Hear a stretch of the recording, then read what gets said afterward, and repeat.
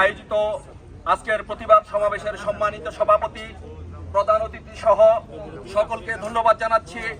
আমি বক্তব্যের শুরুতে বলতে চাই যে অশুভর সাথে কবু নদনা হিসের বয়ে খাপে কাপুরুষ লড়ে যায় বীর। আমরা বাংলাদেশ আওয়ামী লীগ, ছাত্রলীগ, যুবলীগ, স্বেচ্ছাসেবক লীগ, কৃষক লীগ সবাই এই বাংলাদেশের যত অশুভ শক্তি আছে সেই অশুভ শক্তির বিরুদ্ধে লড়াই করতে চাই।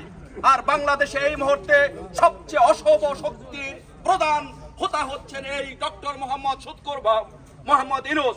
তাই আমরা এই ইউনূস আগামী 10 তারিখে যুক্তরাজ্যে আসবে। আমরা সকলে ঐক্যবদ্ধভাবে এই পবিত্র শহীদ মিনার থেকে শপথ নিতে চাই।